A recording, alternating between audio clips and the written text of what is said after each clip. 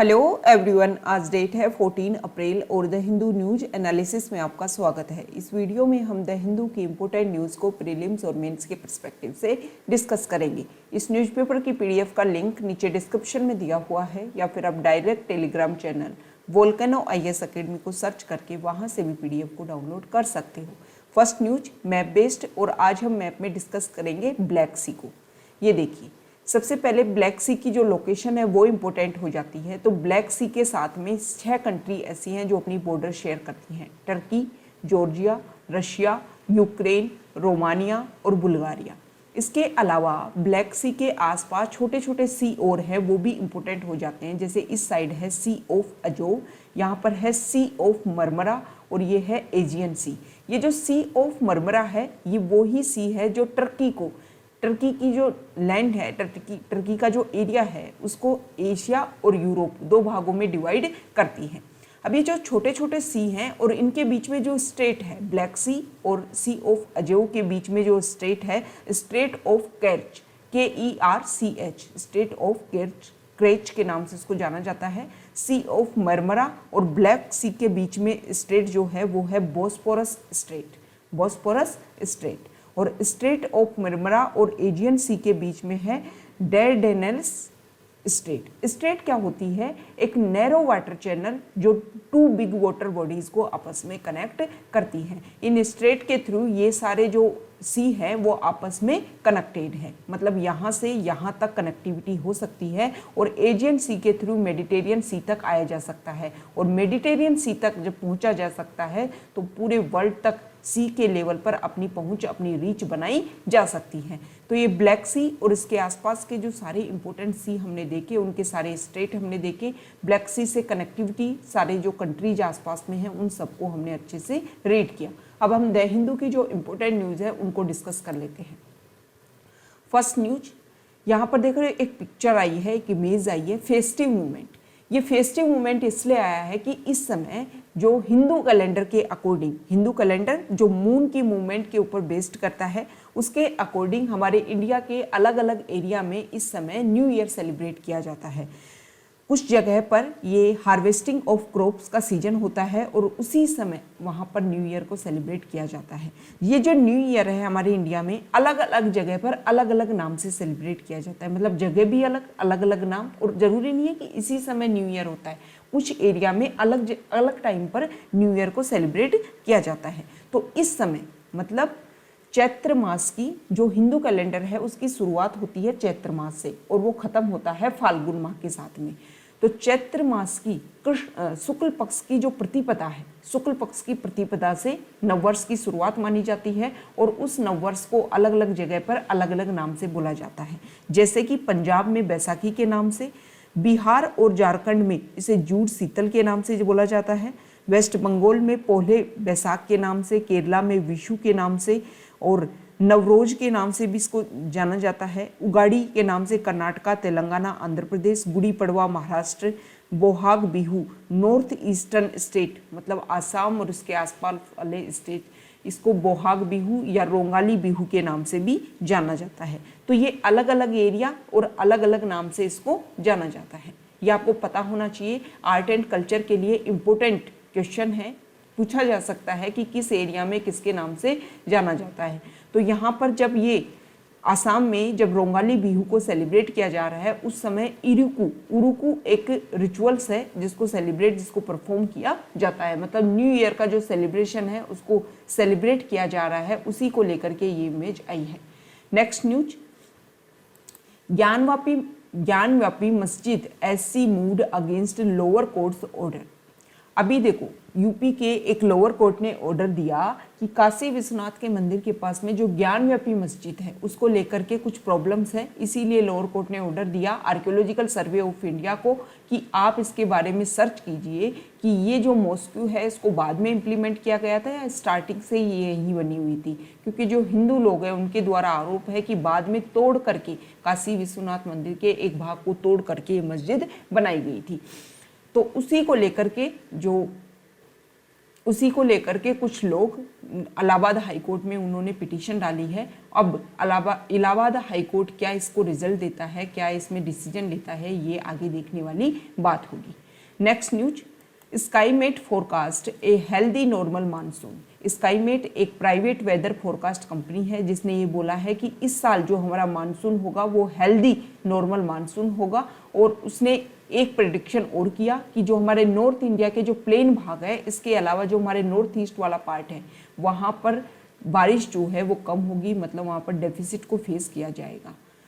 देखो, अभी हमारे इंडियन मीटेरोलॉजिकल डिपार्टमेंट के द्वारा कुछ भी स्टेटमेंट नहीं आया है, उन्होंने कुछ भी नहीं बोला है। ये तो कोई प्राइवेट कंपनी है जिसने अपने रिपोर्ट निकाल करके दी है। पहले भी देखो, जो मानसून होता है वो डिपेंड करता है अल नीनो, ला नीनो, इसके अलावा इंडियन डाइपोल के ऊपर, कि मतलब वहाँ पर टेम्परेचर कितना कम या ज़्यादा रहता है, इसके ऊपर हमारा इंडियन मानसून डिपेंड करता है। Next news, WhatsApp CCI defence note for probe. WhatsApp context अगर हम देख लेते हैं, व्हाट्सएप जो है वो अपनी नई प्राइवेसी पॉलिसी लेकर के आ रहा था। पहले उसके ऊपर काफ़ी विरोध किया गया, लेकिन इस समय अब दोबारा से वो अपनी नई प्राइवेसी पॉलिसी को इम्प्लीमेंट करने की कोशिश कर रहा है। तो इसीलिए competition commission of India CCI, competition commission of India ने ये कोशिश की है कि इसकी जांच की जाए, जो भी व्हाट्सएप की नई प्राइवेसी पॉलिसी है उसकी जांच की जाए। अब अगर कंपटीशन कमीशन ऑफ इंडिया के बारे में बेसिक फैक्ट्स को हम देखें तो ये इंडिया में जो कंपटीशन के रेगुलेशन के लिए काम करता है और ये एक स्टैट्यूटरी बॉडी है। 14 अक्टूबर 2003 को इसको एस्टेब्लिश किया गया था और इसके जो फर्स्ट चेयरमैन थे उनका नाम था धनेंद्र कुमार।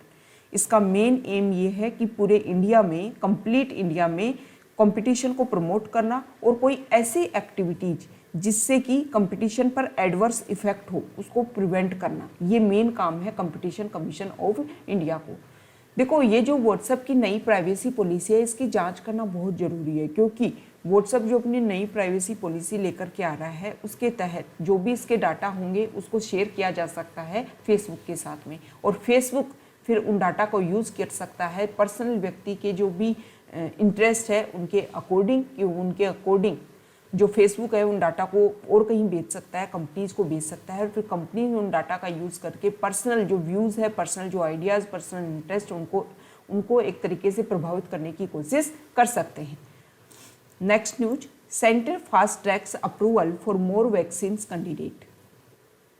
कॉन्टेक्स्ट है कोविड-19 के केसेस जिस तरीके से सर्ज हो रहे हैं उसको देख करके हमारे जो रेगुलेटर हैं, drug regulatory agency, drug regulator, उनके द्वारा एक कोशिश की जा रही है कि बहुत सारी जो वैक्सीन पूरे वर्ल्ड में जो वैक्सीन यूज की जा रही है उनको इमरजेंसी यूज कंसेंट के आधार पर इंडिया में भी उनको अप्रूवल दे दिया जाए। अब इनमें कौन कौन सी वैक्सीन है, जैसे फाइजर है, मॉडर्ना है, जॉनसन एंड जॉनसन। जो फाइजर वैक्सीन है उसको 5 कंट्रीज में फुल यूज का अप्रूवल मिल चुका है और इसकी जो एफिकेसी है 91.3%। इसमें 2 डोज दी जाती हैं और 3 सप्ताह के बीच में, मतलब अंतराल रखा जाता है 3 सप्ताह का। मॉडर्ना जो है उसको स्विट्जरलैंड में फुल यूज का अप्रूवल मिल चुका है और इसके अलावा बहुत सारे ऐसे देश हैं जहां पर इमरजेंसी यूज का अप्रूवल दिया गया है। ये 94.5% इसकी एफिकेसी बताई जाती है और इसमें 2 डोज दी जाती है, जिसमें दोनों डोज के बीच में 4 वीक्स का एक तरीके से अंतराल रखा जाता है। जॉनसन एंड जॉनसन, इसको बहुत सारी कंट्रीज में इमरजेंसी यूज अप्रूवल दिया जा चुका है और इसकी एफिकेसी 72% बताई जाती है यूएस में, और इसमें सिर्फ और सिर्फ एक सिंगल डोज की रिक्वायरमेंट होती है, मतलब 2 डोज नहीं दी जाती है, सिर्फ सिंगल डोज की रिक्वायरमेंट होती है। तो ये हमने देखा कि किस तरीके से सेंटर कोशिश कर रहा है कि मोर वैक्सीन को अप्रूवल दिया जा सके ताकि ज़्यादा से ज़्यादा लोगों को हमारे इंडिया में वैक्सीनेशन दी जा सके, क्योंकि कोविड-19 का जिस तरीके से जो सेकेंड वेव आ रही है वो ज़्यादा खतरनाक और ज़्यादा संख्या में जो कोविड-19 के केसेज बढ़ रहे हैं। नेक्स्ट न्यूज, मैंगलोर जो हमारा सिटी है वहाँ पर एक इंसिडेंट हो गया है। फिशरमैन अपनी बोट लेकर के समुद्र में जा रहे थे फिश पकड़ने के लिए, उस समय एक बड़ी वेसल के साथ में उनकी टक्कर हो जाती है और इनकी डेथ हो जाती है। कंटेनर वेसल से इनकी टक्कर होकर के डेथ हो जाती है। इंडियन कोस्ट गार्ड के द्वारा कुछ लोगों को बचा लिया गया और बहुत सारे लोगों की इसमें डेथ भी हो गई है। Next news, Maharashtra imposes mini lockdown. Maharashtra में कोविड-19 के जो केसेज है सेकेंड वेव के दौरान वो सबसे ज़्यादा बढ़ रहे हैं, इसलिए महाराष्ट्र ने मिनी लॉकडाउन लगा दिया है कि अगले 15 दिन तक वहाँ पर मिनी लॉकडाउन रहेगा और जो भी लोग जिनको कोई वैलिड रीजन के साथ ही लोग घर से बाहर निकलेंगे। इधर अगर न्यू दिल्ली की बात करें तो वहाँ पर भी जो कोविड-19 के जो केसेज हैं वो बहुत ज़्यादा बढ़ रहे हैं। नेक्स्ट न्यूज एडिटोरियल पेज से है, यहाँ देखिए, एक सेकेंड, देखो कोविड-19 की सेकेंड वेव आ चुकी है, लेकिन एक बात बोली जा रही है कि जनवरी से मार्च 2021 के क्वार्टर की अगर बात करें तो इकोनॉमी काफ़ी इम्प्रूव हुई है। जैसे बैंक्स ने अपनी रिपोर्ट दी है कि लोन के लिए लोगों की काफ़ी सिग्निफिकेंट डिमांड आने लग गई है। इसके अलावा और भी एरिया ऐसे हैं जहां पर पहले कॉन्ट्रैक्शन हो रहा था, वहां पर अब दोबारा से इंक्रीज हो रहा है। मतलब हर लेवल में जो पहले डिक्रीज हो रहा था अब इंक्रीज हो रहा है। लेकिन एक तरीके से जो निराशावाद है ना वो रेगुलर बना हुआ है। उसका मेन कारण है कोविड-19 की जो सेकेंड वेव आई है, उसके कारण से लोगों के मन में ये निराशा है कि कहीं दोबारा से लॉकडाउन ना लगा दिया जाए। अब यहाँ पर हर एरिया की बात की गई है कि कौन कौन से एरिया में जो प्रोडक्शन है वो बढ़ा है। सबसे पहले अगर हम मैन्युफैक्चरिंग की बात करें तो जनवरी से मार्च 2021 की बात की गई है। ज़्यादा से ज़्यादा इंडियन मैन्युफैक्चरिंग कंपनी जिनमें से जो प्रोडक्शन है उसमें एक्सपेंशन हुआ है। एम्प्लॉयमेंट, बुकिंग, ऑर्डर बुकिंग, इन सब में ज़्यादा वृद्धि हुई है। सर्विसेज की बात की जाए तो इसमें भी इंक्रीमेंट हुआ है। लोन की अगर बात की जाए जनवरी से मार्च 2021 इसी पीरियड के दौरान की ये कंपैरिजन किया जा रहा है अलग अलग एरियाज में। तो लोन की अगर बात की जाए तो ज़्यादा जो बैंक हैं उन्होंने रिपोर्ट दी है कि लोन के लिए जो डिमांड है वो काफ़ी बढ़ गई है। पहले जनवरी से मार्च 2021 से पहले का जो समय था उसमें लोन की रिक्वायरमेंट बहुत कम हो गई थी। अब कंज्यूमर का जो कॉन्फिडेंस है उनकी बात कर लेते हैं। ज़्यादातर लोग मार्च में जब ये सर्वे किया गया तो ये पूछा गया तो 75% लोग ये मानते हैं कि एम्प्लॉयमेंट हैड वर्सन्ड। 61% लोगों ने बोला कि इनकम कम हो गई है, डिक्रीज हो गई है, और 93% लोगों ने बोला कि price level of commodities had increased. मतलब अच्छी भी बात है, लेकिन कुछ चीज़ों को लेकर के लोगों में निराशा है। जैसे एम्प्लॉयमेंट को लेकर के निराशा है, इनकी इनकम को लेकर के निराशा है, प्राइस लेवल को लेकर के निराशा है। जो चीज़ बढ़नी चाहिए थी वो तो घट रही है और जो चीज़ घटनी चाहिए थी वो चीज़ बढ़ रही है। नेक्स्ट न्यूज यहाँ देखिए, India has walk the talk Modi. Raisina dialogue जो हमारी फॉरेन मिनिस्ट्री और ऑब्जर्वर रिसर्च फाउंडेशन के द्वारा करवाया जाता है, मतलब इसको ऑर्गेनाइज करवाया जाता है। इसमें पूरे वर्ल्ड की जो ग्लोबल पॉपुलेशन है उनके द्वारा जो स्पेशल जो प्रॉब्लम्स फेस की जाती है उन प्रॉब्लम्स का सॉल्यूशन निकालने के लिए कि किस तरीके से उन प्रॉब्लम्स को सोल्व किया जाता है, इसीलिए ये रायसीना डायलॉग ऑर्गेनाइज की जाती है। तो इसमें हमारे जो पीएम मोदी हैं वो एक तरीके से सबको संबोधित कर रहे थे। उस समय उन्होंने बोला कि इंडिया ने हमेशा से कोशिश की है कि जो हमारे लिमिटेड रिसोर्सेज है उनका यूज़ सिर्फ हम इंडिया के लिए ना करें, बल्कि कोशिश करें कि ना सिर्फ हमारे पड़ोसी देश बल्कि और भी देश जो बिल्कुल गरीब हैं, जिनके पास में इतने साधन नहीं है कि वो यूज़ कर सके, तो उसके लिए इंडिया हमेशा खड़ा रहा है।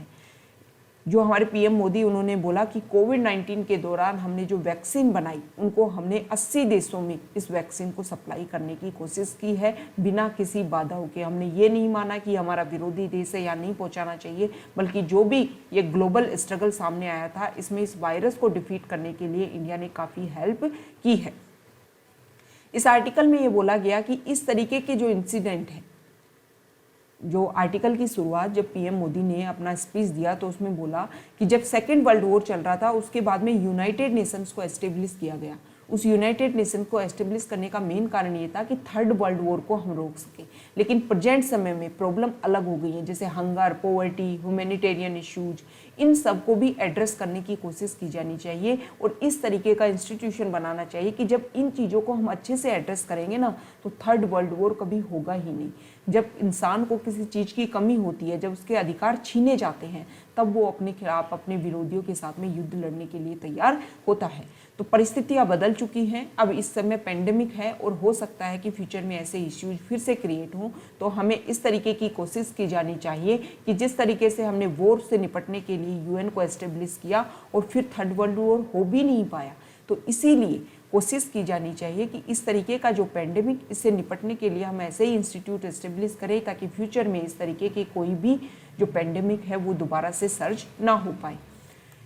नेक्स्ट न्यूज, ये भी न्यूज़ भी रायसीना डायलॉग से ही रिलेटेड है। इसमें जो हमारे फॉरेन मिनिस्टर हैं, external affairs minister S Jaishankar, उन्होंने इंडिया की बात की है कि ना सिर्फ इंडिया ने कोविड-19 के दौरान पूरे वर्ल्ड की हेल्प की, उन्होंने बोला है कि जब जब हमारे पड़ोसी देश, हमारे पड़ोस में कुछ प्रॉब्लम हुई है तो इंडिया ने फर्स्ट रेस्पॉन्डर के रूप में काम किया है। जैसे कि नेपाल में अर्थक्वेक जब आया था 2015 में, तब हमने बहुत अच्छे से हेल्प की। यमन में सिविल वॉर के दौरान हेल्प की, मोजाम्बिक में साइक्लोन के दौरान, फिजी में जब टाइफून आया, श्रीलंका में मड स्लाइड हुई, इन सारे एरिया में। और पेरिस एजेंडा पे मिलकर के हमने इंटरनेशनल सोलर अलायंस के रूप में एक इनिशिएटिव को स्टार्ट किया।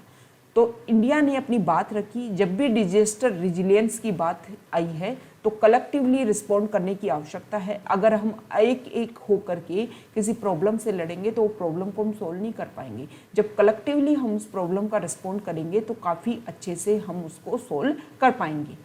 Next news, S-400 delivery to begin by November. आपको S-400 के बारे में सबसे पहले पता होना चाहिए। S-400 रशिया की एक long range air defence system है और इसके लिए इंडिया और रशिया के बीच में कॉन्ट्रैक्ट हो चुका था कि ये S-400 डिलीवरी जो है वो इंडिया को दी जाएगी रशिया के द्वारा। तो इस साल की 2021 के लास्ट तक ये माना जा रहा है कि इसकी डिलीवरी हो जाएगी। अभी ये जो S-400 डिलीवरी सिस्टम है ना, ये न्यूज़ में इसलिए भी ज़्यादा है क्योंकि जो यूएस है उसने एक रूल बना रखा है, एक एक्ट बना रखा है कि कोई भी देश अगर यूएस के विरोधी देशों के साथ में, जैसे नॉर्थ कोरिया, रशिया, इनके साथ में कोई भी डिफेंस सिस्टम या डिफेंस एग्रीमेंट करेगा तो उसके ऊपर कुछ सैंक्शंस लगाए जा सकते हैं। अब इंडिया के ऊपर S-400 long range air defence system खरीदने के बाद हो सकता है कि यूएस इनके ऊपर भी स्ट्रिक्ट रिस्ट्रिक्शंस लगा दे, क्योंकि जो यूएस है वो कई देशों के ऊपर रिस्ट्रिक्शंस लगाया जा चुका है। अभी जो वहाँ के एक तरीके से defence minister, defence secretary of defence Lloyd Austin जब इंडिया की विजिट पर आए थे तो उनसे ये क्वेश्चन किया गया था, तो उन्होंने ये बोला था कि देखो अभी सिर्फ कॉन्ट्रैक्ट हुआ है, खरीदा नहीं गया है। जिस दिन खरीदा जाएगा और जिस दिन इंडिया में इसकी डिलीवरी होगी तब सोचा जाएगा कि इंडिया के ऊपर रिस्ट्रिक्शन लगाने की आवश्यकता है या नहीं है। Next news, supreme court calls for details on migrant childrens welfare. Context क्या है? सुप्रीम कोर्ट में एक पिटीशन फाइल हुई और उसमें पूछा गया कि कोविड-19 पेंडेमिक के दौरान जो बच्चे एक तरीके से माइग्रेंट चिल्ड्रन जो एक जगह से दूसरी जगह पर गए, उनके वेलफेयर के लिए क्या काम किया गया, कौन से स्टेप्स उठाए गए ताकि इस पेंडेमिक के दौरान उनको बेनिफिट्स दिया जा सके। तो इसके लिए जो हमारे चीफ जस्टिस ऑफ इंडिया है उन्होंने सभी स्टेट्स को डायरेक्शन दी है कि वो इसके लिए अपना रेस्पॉन्स बताए कि किस तरीके से उन्होंने इस प्रॉब्लम को सोल्व करने की कोशिश की। ये जो पिटीशन है वो चाइल्ड राइट ट्रस्ट के द्वारा पिटीशन फाइल की गई थी और उसी के बाद में ये ऑर्डर सामने आया है। देखो, जो माइग्रेंट वर्कर्स हैं उनकी काफ़ी हालत ख़राब हुई थी। पहले तो कोविड-19 के बाद में वो लोग एक जगह से दूसरे जगह पर ज़्यादा गए, उनके साथ में उनके बच्चे भी। स्पेशली ना सिर्फ उनको न्यूट्रिशन की उन बच्चों को कमी आई, क्योंकि एक तो स्कूल बंद थी, स्कूल बंद होने की वजह से मिड डे मील स्कीम के तहत उनको जो भी न्यूट्रिशन दिया जाता था उसमें कमी आई, एजुकेशन की कमी आई, क्योंकि जो स्टडी है कोविड-19 के दौरान वो ऑनलाइन एजुकेशन पर ज़्यादा जोर दिया गया। जो माइग्रेंट वर्कर्स हैं उनके जो बच्चे हैं वो एक तरीके से स्टडी में नॉर्मल बच्चों की तुलना में अगर कंपैरिजन किया जाए तो काफ़ी पीछे पिछड़ चुके हैं। तो कोशिश की जानी चाहिए कि इक्वलिटी ना सिर्फ कॉन्स्टिट्यूशन में रहे बल्कि उसको ग्राउंड लेवल पर भी इम्प्लीमेंट किया जाए। कोशिश की जाए उन लोगों के लिए कि जो अपनी आवाज़ खुद नहीं उठा सकते, उनकी आवाज़ उठाने के लिए गवर्नमेंट है, और गवर्नमेंट को ना सिर्फ ये कोशिश करनी चाहिए बल्कि इसको इम्प्लीमेंट करना चाहिए कि जिनकी आवाज़ उठाने के लिए कोई नहीं, उनके लिए गवर्नमेंट काम करेगी। नेक्स्ट न्यूज फॉरेन पेज से न्यूज है, यहाँ देखिए। Egypt presses for $900 million compensation सीजेज mega ship. Context क्या है, अभी कुछ दिन पहले स्वेज कैनाल में क्राइसिस देखने को मिला। वहाँ पर एक बहुत बड़ी वेसल फंस गई थी जिसकी वजह से स्वेज कैनाल में काफ़ी जो ट्रेड होता है उसके ऊपर काफ़ी इम्पैक्ट गिरा था। इसी की वजह से जो अथॉरिटी हैं जो यहाँ पर टैक्स कलेक्शन का काम करती है, उन्होंने ये बोला कि जब यहाँ पर ये वेसल फंसी रही उस समय हर रोज़ हमें 12 से 15 मिलियन डॉलर का रेवेन्यूज़ का नुकसान होता था, जो जिसकी ये कंपनी जिसकी ये वेसल है ना, जिस कंपनी की, उसको कंपनसेट करना होगा स्वेज कैनल अथॉरिटी को, और जब वो कंपनसेट करेगी तभी ये जो शिप है, वेसल है, ये उनको दी जाएगी। Next news, US to withdraw troops from Afghanistan. Context है, यूएस की जो सेना है, यूएस और उसकी जो नाटो एलीज है, उनकी जो सेना वो अफगानिस्तान में काफ़ी लंबे समय से रुकी हुई थी ताकि यहाँ पर पीस एस्टेब्लिश हो सके। अब वहाँ यूएस के राष्ट्रपति हैं मिस्टर जो बाइडेन, उससे पहले राष्ट्रपति थे मिस्टर ट्रंप। तो ट्रंप के समय में एक एग्रीमेंट साइन हुआ था तालिबान के साथ में, और उसमें डेडलाइन फिक्स की गई थी कि 1 मई से पहले जो यहाँ यूएस की जो सेना अफगानिस्तान में एग्जिस्ट कर रही है उसको निकाल दिया जाएगा, वो वापस यूएस चली जाएगी। अब पहले तो मिस्टर बाइडेन ने 1 जो मई है उसकी डेट को उन्होंने माना था कि अनरियलिस्टिक डेट है। इससे पहले देखो ना तो कोई पीस एस्टेब्लिशमेंट के लिए कुछ काम हो पाया, ना ढंग से कोई प्रोसीजर बन पाया कि हाँ इस तरीके से हमारे जाने के बाद में यहाँ पर जो गवर्नमेंट है वो रन कर पाएगी। लेकिन अब ये दोबारा से स्टेटमेंट आया है कि 1 मई से पहले जो यूएस की सेना है उसको धीरे धीरे वहाँ से हटा दिया जाएगा, और 9/11 की जो 20th एनिवर्सरी आएगी उससे पहले कंप्लीट यूएस ट्रूप्स को अफगानिस्तान से बाहर निकाल दिया जाएगा। मतलब यहाँ से जो यूएस की जो सेना है वो वापस अपने अपने कंट्री में चले जाएंगे। इस समय अफगानिस्तान में 2500 से 3500 यूएस ट्रूप्स एग्जिस्ट करते हैं, मतलब वर्तमान समय में इतने लोग वहाँ पर प्रेजेंट हैं। अब प्रॉब्लम क्या है, देखो तालिबान इस चीज़ के लिए प्रेशर क्रिएट कर रहा था कि यूएस अपनी सेना को जल्दी से जल्दी वहाँ से बाहर निकाले, लेकिन ना तो तालिबान के साथ में कोई एग्रीमेंट साइन हो पाया है, और बस ये कोशिश की जा रही है कि जो अफगानिस्तान की गवर्नमेंट है वो कोऑपरेशन के साथ में तालिबान के साथ में सरकार चलाए। रेगुलर वहाँ पर टॉक्स चल रही है, अभी भी मई में इस्तांबुल में टॉक्स होने वाली हैं, लेकिन इन बातचीत के दौरान भी जो तालिबान है उसने ना तो सीज फायर एग्रीमेंट के ऊपर कोई कोशिश की कि कम से कम जब बातचीत चल रही है तब तो कम से कम एक तरीके से प्रोटेस्ट ना हो, विरोध ना हो, लेकिन रेगुलर काउंटर करने की कोशिश की जा रही है यूएस की जो सेना है उसको, अफगानिस्तान की गवर्नमेंट को। तो यही सबसे बड़ा इशू है कि जब यूएस की सेना वहाँ पर प्रेजेंट है तभी तालिबान नहीं रुक रहा है, तो जब वहाँ से सेना चली जाएगी और तालिबान के द्वारा अफगानिस्तान का जो बहुत सारा रूरल एरियाज है उसको अपने अंडर कर रखा है, जैसे ही यूएस की सेना और नाटो एलीज की जो आर्मी है वहाँ से चली जाएंगी तो उसके बाद में वो कोशिश करेगा कि कंप्लीट अफगानिस्तान को अपने अंडर कर सके, और जैसे ही कंप्लीट अफगानिस्तान उनके अंडर आएगा तो वहाँ पर जो गवर्नमेंट है, जो डेमोक्रेसी एस्टेब्लिश करने के लिए कोशिश की गई है काफ़ी लंबे समय से, उसको हटा करके वो कंप्लीट अपने अंडर ले लेगा। तो तालिबान के समय में सबसे बड़ी मेजर प्रॉब्लम जो रही है वो चिल्ड्रन और वीमेन जो है उनके राइट्स को लेकर के रही है। ना वो एजुकेशन पे फोकस करते हैं, ना वो जो वीमेन है उनके राइट्स पर फोकस करते हैं।